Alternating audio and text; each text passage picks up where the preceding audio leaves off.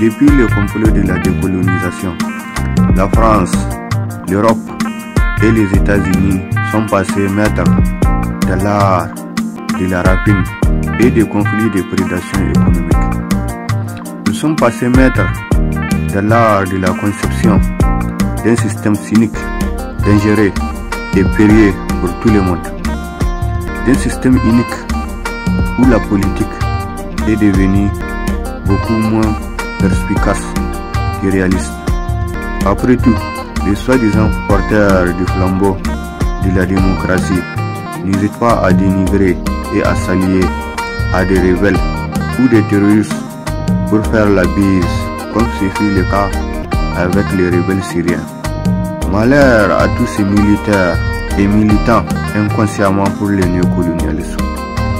Malheur à tous ces criminels munis de fusils sophistiqués et macabres qui n'ont pas hésité à commettre des viols en Centrafrique comme leurs ancêtres durant la traite négrière. Et malheur à tous ces soldats qui ont martyrisé et massacré des civils en Irak, en Afghanistan, au Vietnam et dans beaucoup d'autres États qu'ils ont saccagés et ravagés pour des ressources minières et énergétiques.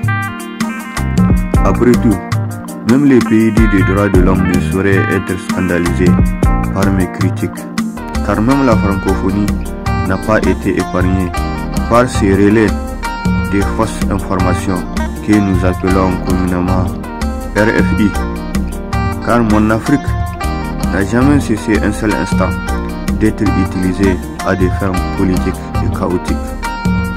Elle n'a jamais cessé d'être malmenée par des bureaucrates costumés, élus par des Français qui ignorent ou qui choisissent de fermer naïvement les yeux sur le colonialisme contemporain qui constitue les bases militaires étrangères.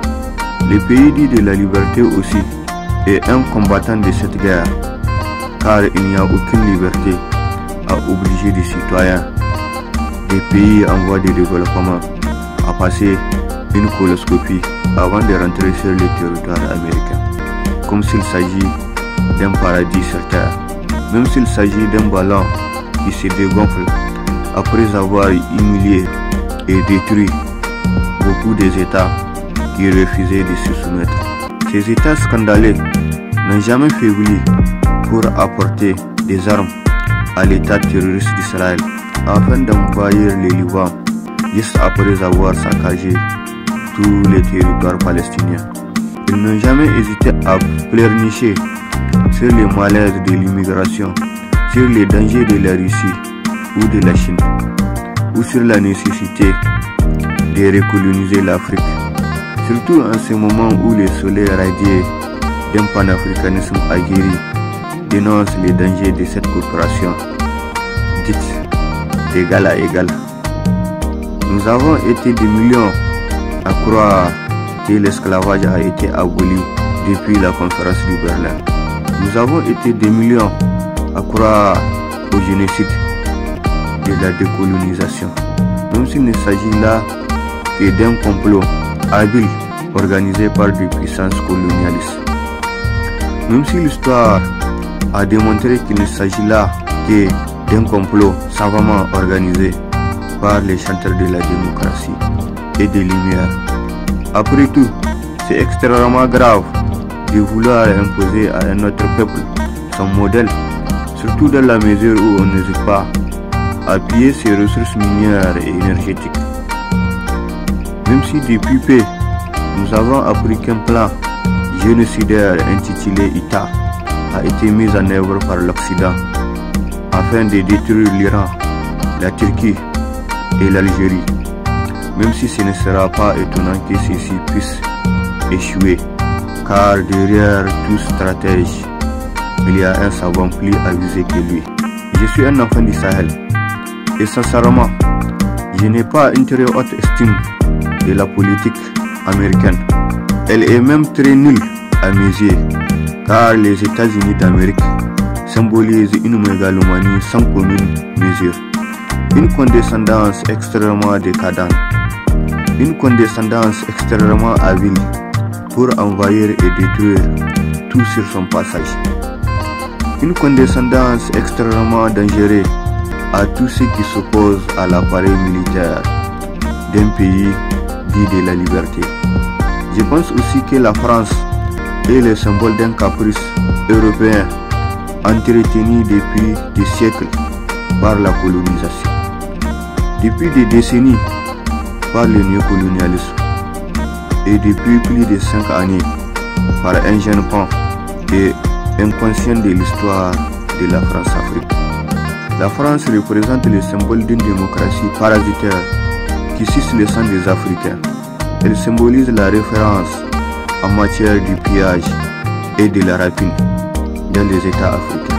Je pense que Macron est le symbole d'un impérialisme cultivé en Afrique depuis la faillite du général de Gaulle lors du référendum prévu par la Constitution de 1958. Je peux aussi déduire des déclarations critiques et chaotiques de Macron qu'il n'a jamais appris de la bêtise de Sarkozy ni de la débandade de Chirac. À plus forte raison de l'ingratitude du général de Gaulle juste après la Seconde Guerre mondiale. Même si depuis le XVIIIe siècle, la France est tellement liée à l'Afrique que je ne serais pas étonné qu'un jour elle devienne officiellement la République de la France-Afrique. Même si les États-Unis sont tellement illuminés et aliénés par leur constitution, qui est extrêmement condescendante, qui est pleine de grands idéaux, de grandes expressions, et pourtant si pauvre en humilité. Même si les soi-disant temples de la démocratie est sombré dans une performance militaire avec tellement d'ennemis aux quatre coins du monde, une performance surpassant tout ce qui a été accompli après la Seconde Guerre mondiale.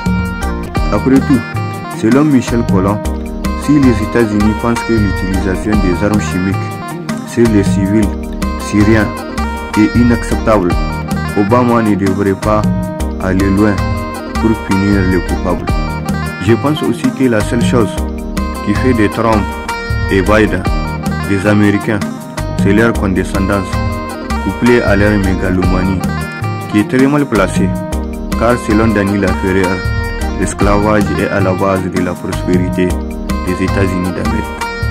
Même s'il s'agit d'un territoire qui est naïvement nommé comme le pays dit de la liberté par des personnes non avisées de la cruauté de l'appareil militaire américain. Après tout, aucun peuple, aucune contrée ne peut répondre d'un crime sans un procès juste et équitable, et cela en concertation avec toutes les parties concernées.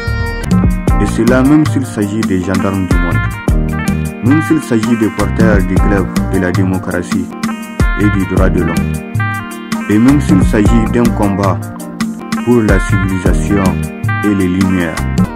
Après tout, il faut être extrêmement tordu pour aller conquérir des nations et leur imposer un modèle de vie qui est vraisemblablement décadent, surtout dans la mesure où l'appareil militaire occidental ne cesse d'expédier son horreur partout là où la réaction internationale peut échouer, surtout dans la mesure où les rêves américains ne cessent de se concrétiser par le chaos, l'injustice et par la prolifération de plus de 700 bases militaires dans le monde, et surtout dans la mesure où la vieille machine coloniale française ne cesse d'aboyer comme une chienne enragée, comme une chienne dépouillée par les autres puissances, et comme une chienne condamnée à une peine de mort par ses victimes.